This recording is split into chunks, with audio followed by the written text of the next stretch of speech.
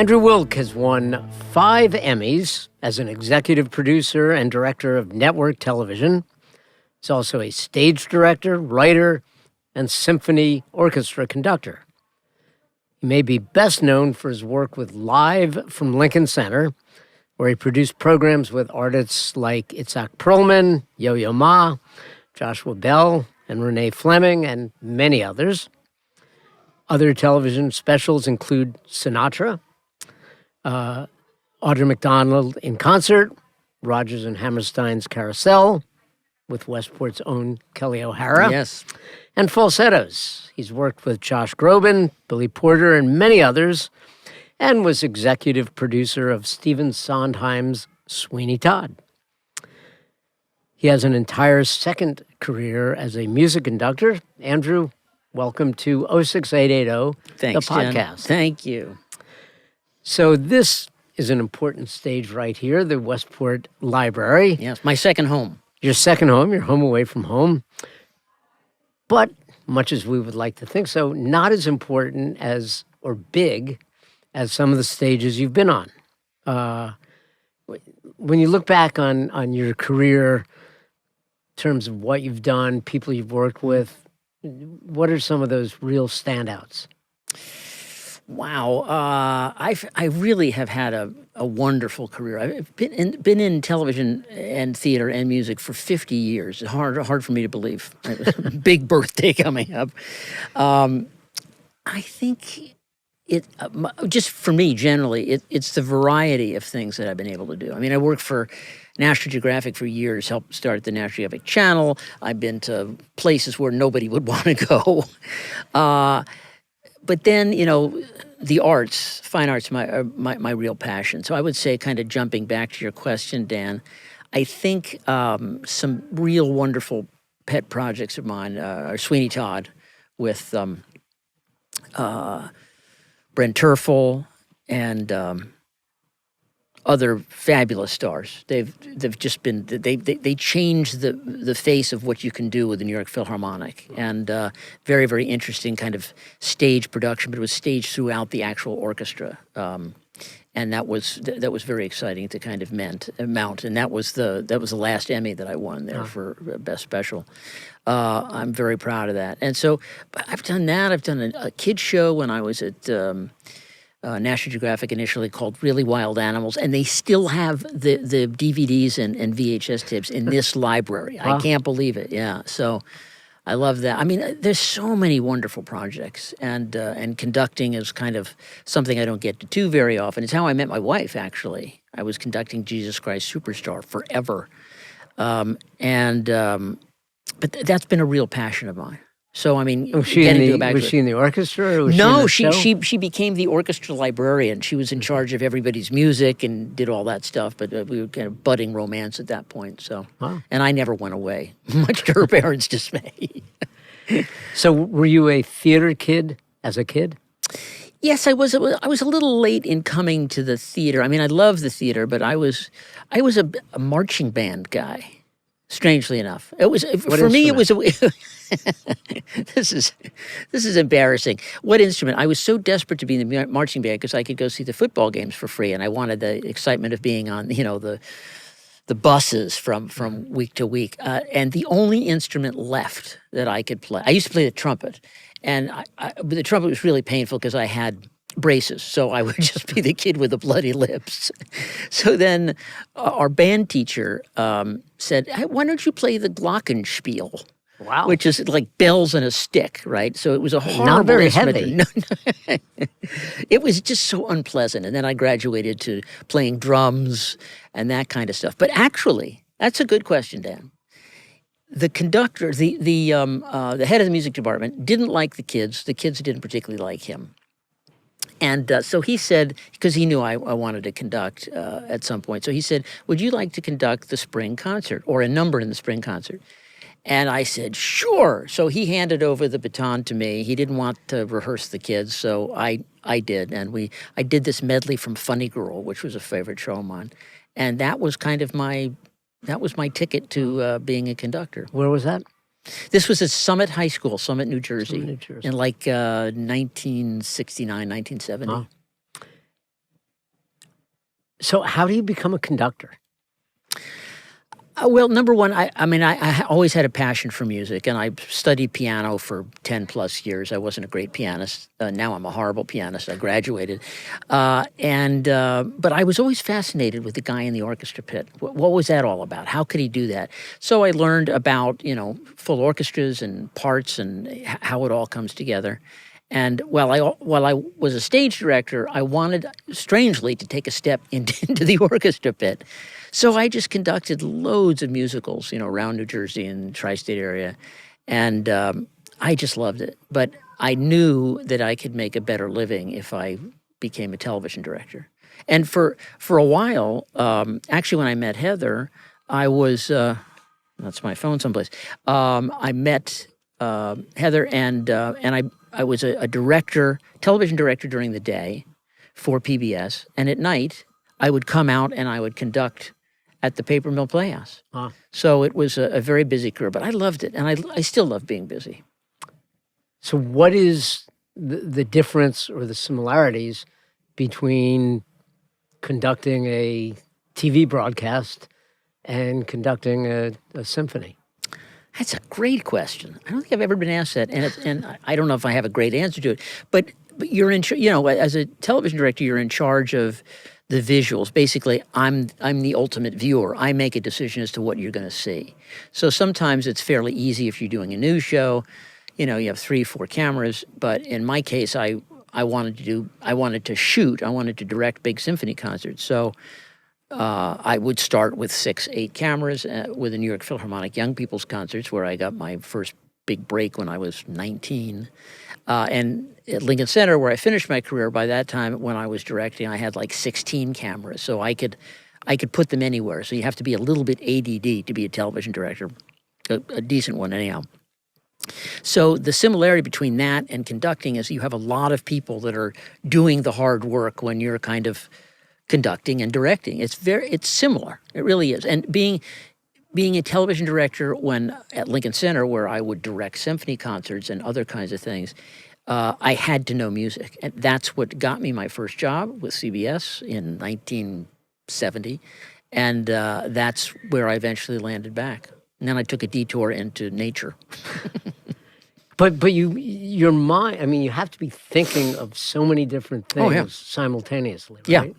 Well, so when you're directing a big production, I would produce the show and the staff during the day, but at night you come home, and directing is very solitary work. If you're doing a big concert, it's like after dinner, lights are low, you're sitting down with all the scores, and because I can read a full score, I could determine where I wanted to be. With a play, I could break down a script and determine what I wanted to see at that time. Because oftentimes it's not the person that's speaking, it's the person who's reacting. It's the wide shot, it's the medium shot, it's the cross-2 shot. It's building relationships on camera.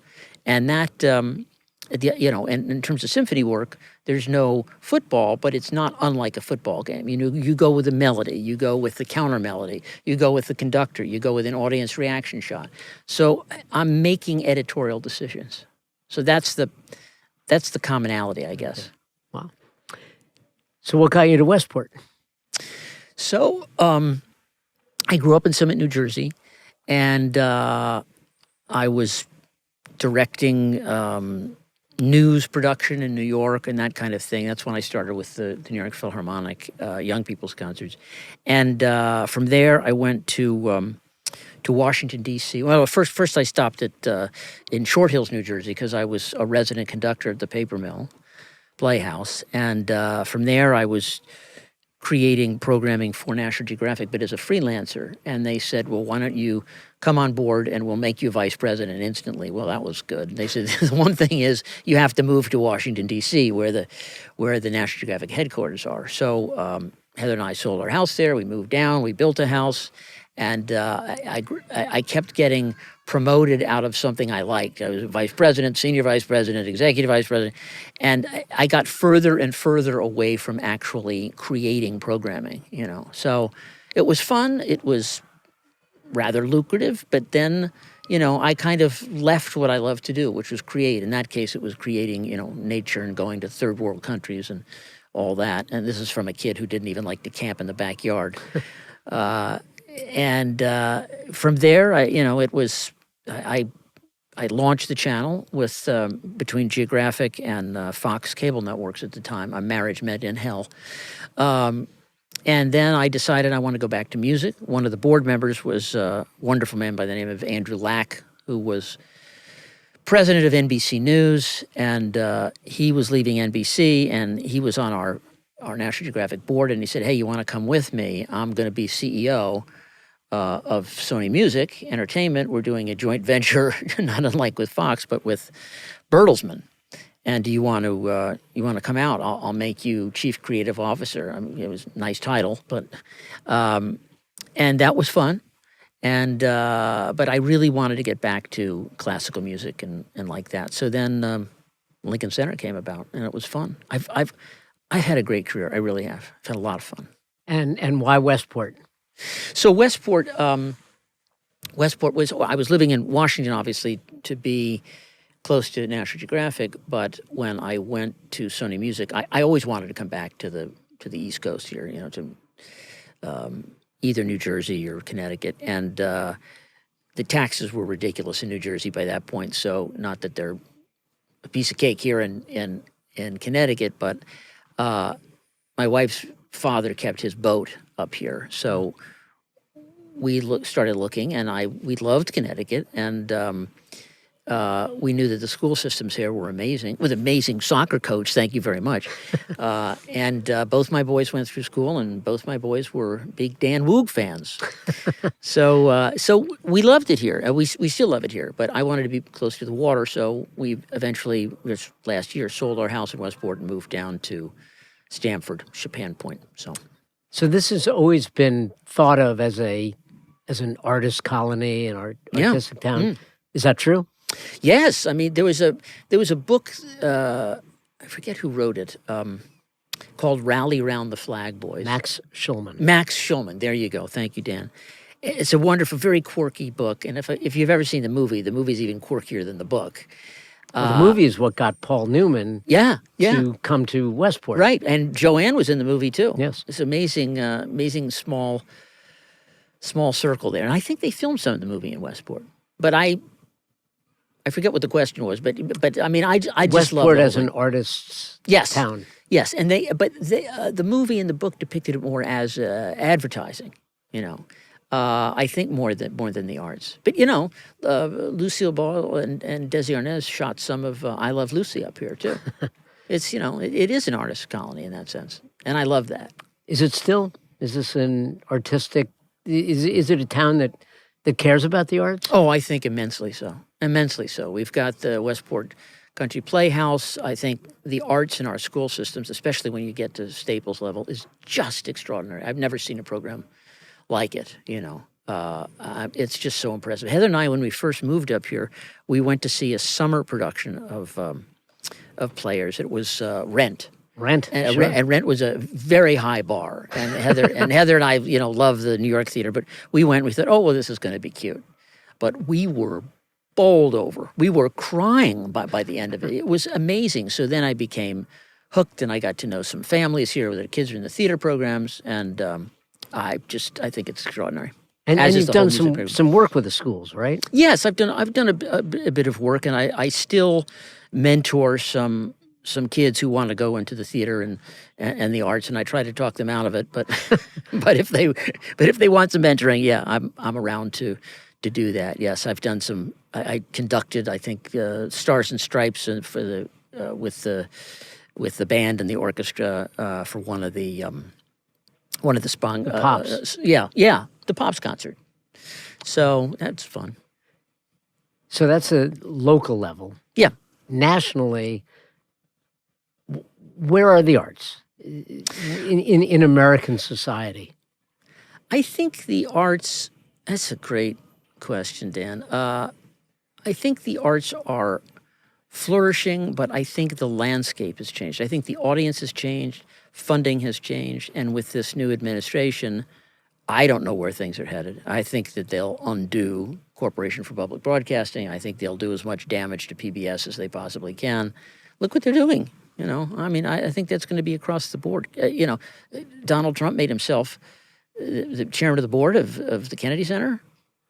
Okay, what's that about? What's going to happen in 4 years? I've been asked that question recently. I don't have a good answer for it. I don't know.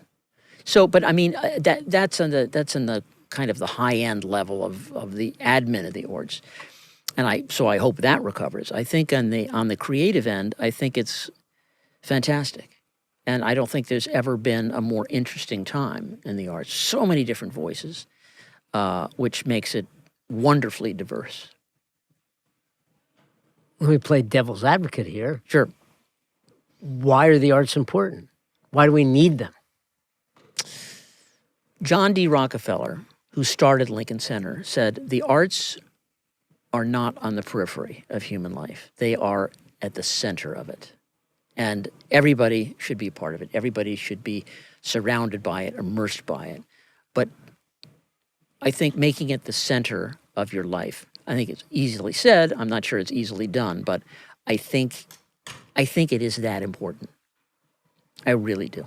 I think it gives you it's escape, it's participation, it's everything I think that makes a whole human being. You have made your mark in classical music. Other types of music that you like? I love Broadway show music.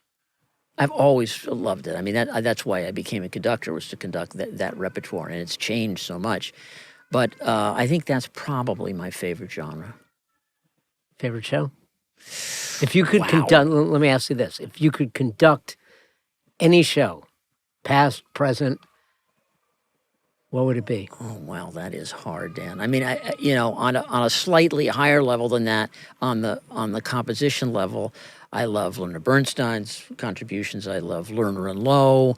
I love Roger and Hammerstein. I mean, this is the low-hanging fruit, although it's not easy to conduct, but I love all that stuff. And I love Pasek and Paul and what they've done here, and, having Justin Paul come from Westport. I mean, very Do you know proud. Justin? I've met him a couple of times, yeah. Your sons are volleyball players. They are. What are the similarities and differences when you're watching a volleyball game as when you're watching something in the arts? Wow, I'm not sure there's a similarity because they're so physically active and I'm not. But they, it's fun to watch them. I mean, Brian was also a basketball player. Actually, left the school system to go play for Fairfield Prep for a couple of years, but then came back to Staples because I think the education is far better here. But they loved volleyball. It was a great thing, and they never played before. But they both did very, very well. I'm so proud of them. But they certainly didn't get any athletic prowess from their father. However, my wife is a very good athlete. So I mean, other than shooting hoops in the driveway here, I probably wasn't inspirational at all. But they loved that. I mean, at one point, they were both kind of interested in they used to come watch me direct programming from the remote control truck, and they were mesmerized by all that. And they've seen me conduct. And I never forget, Christopher was, he was 5-6 years old, and I was conducting a concert with Art Garfunkel with the New Jersey Symphony, and, sold out, and there's only one little kid in the audience, my kid. And so that was fun. But they made kind of a vague attempt to study piano and guitar, and that just went nowhere. So thank God it didn't go anywhere. I would not want them to do what I did necessarily, though I've had a blast. Sure. And you're continuing to have a blast. You've got an interesting gig coming up in Waterbury. I do. I've been asked to conduct a special concert there called Broadway Scores, because the Palace Theater there is celebrating 20 years since they've reopened the doors, and it's I don't know if you've been there, but it's a magnificent theater. I mean, as nice a hall as I've ever been in. In Waterbury. Yes, in Waterbury, which is a town that struggles. But this theater, city. Yeah, it is very much so. But this theater is just magnificent, and the talent they've had there is is quite astounding. So I'm doing this one-night-only concert with the Waterbury Symphony Orchestra, a fabulous orchestra. I went to hear, thanks to Douglas Bibby. She convinced me to go up there and hear them play a full symphony orchestra to Home Alone last year. And I went up expecting, okay, it's going to be fun, and I was blown away by the orchestra. So I started talking with them, and we kind of became friends and all. And they said, well, would you want to do this concert, with your Broadway connections and such? So I said, yeah, why not?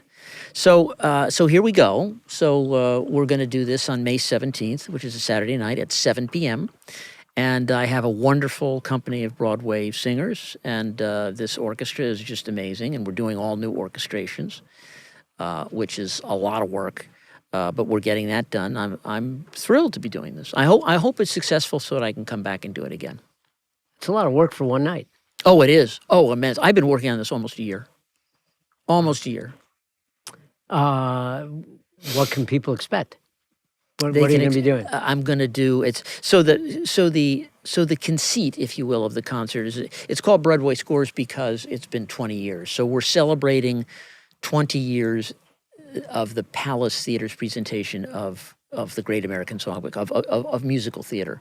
So we're doing selections from Beautiful. We're doing selections from Phantom of the Opera, from Ragtime, I'm cheating here, from Dreamgirls, from Sound of Music, Fiddler on the Roof, South Pacific. I'm doing the full overture to that, which is fun.